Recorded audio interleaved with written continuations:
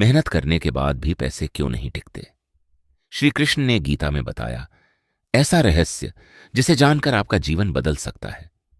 क्या आपने कभी महसूस किया है कि दिन रात मेहनत करने के बावजूद महीने के अंत तक जेब खाली हो जाती है? जितना कमाते हैं उससे ज्यादा खर्च हो जाता है।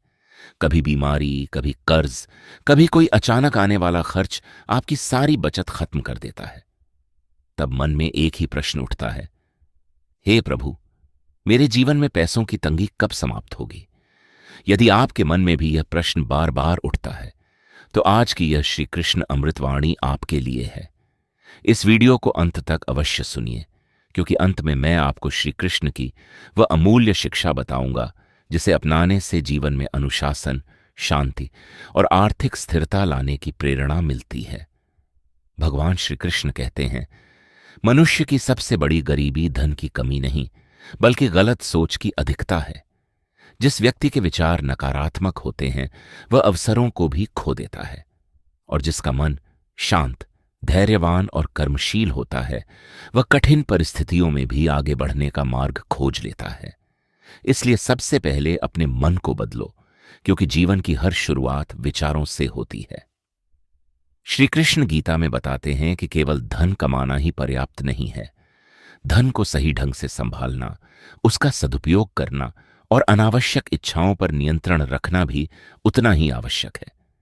आज अधिकांश लोग आवश्यकता से अधिक दिखावे पर खर्च करते हैं। दूसरों को प्रभावित करने के लिए अपनी कमाई से ज्यादा खर्च कर देते हैं। परिणाम यह होता है कि पैसा आते ही चला जाता है। इसलिए श्री कृष्ण सिखाते हैं कि इच्छा और आवश्यकता में अंतर समझो। भगवान कहते हैं कि कर्म ही मनुष्य की सबसे बड़ी पूंजी है। जो व्यक्ति ईमानदारी, परिश्रम और धैर्य के साथ कर्म करता है उसे फल अवश्य मिलता है। हो सकता है कि सफलता देर से मिले, लेकिन वह स्थायी होती है। वहीं जो व्यक्ति छल, कपट और लालच के सहारे धन कमाना चाहता है उसके जीवन में कुछ समय के लिए धन आ सकता है, परंतु मन की शांति उससे दूर हो जाती है। श्री कृष्ण यह भी कहते हैं कि आलस्य मनुष्य का सबसे बड़ा शत्रु है। जो व्यक्ति आज का काम कल पर टालता है वह धीरे धीरे अपने भाग्य के द्वार स्वयं बंद कर देता है। समय सबसे बड़ा धन है। जो समय का सम्मान करता है, समय भी उसका सम्मान करता है। इसलिए सुबह जल्दी उठना, अपने कार्य समय पर करना और हर दिन कुछ नया सीखना जीवन को बदल सकता है। एक और महत्वपूर्ण शिक्षा यह है कि क्रोध और लालच मनुष्य की बुद्धि को नष्ट कर देते हैं। क्रोध में लिया गया निर्णय और लालच में किया गया कार्य अक्सर नुकसान का कारण बनता है। इसलिए जब भी मन अशांत हो तुरंत कोई बड़ा निर्णय न लें।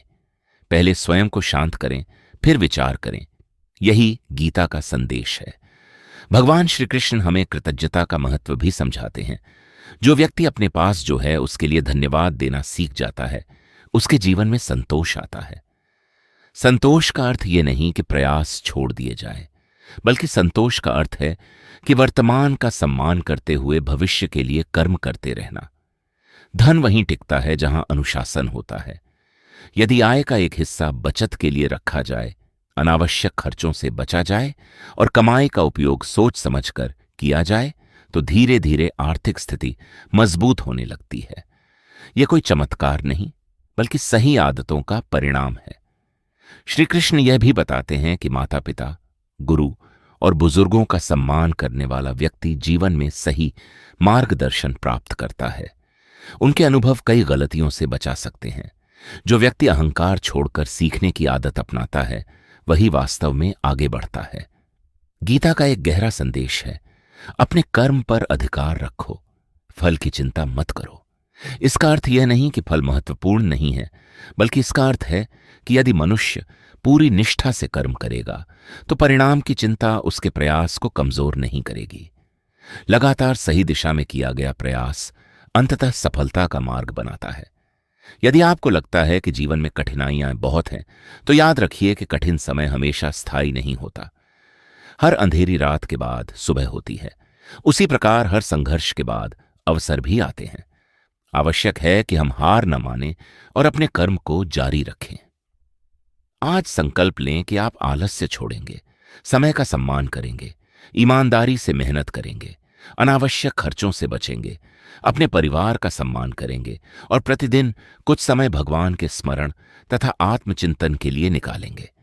यही वे आदतें हैं जो व्यक्ति को भीतर से मजबूत बनाती हैं और जीवन में स्थिरता लाने में सहायता करती हैं।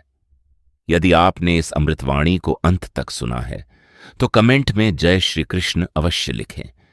यदि यह संदेश आपको प्रेरणादायक लगा हो तो वीडियो को लाइक करें, अपने परिवार और मित्रों के साथ साझा करें और ऐसे ही प्रेरणादायक गीता संदेश सुनने के लिए चैनल को सब्सक्राइब करें।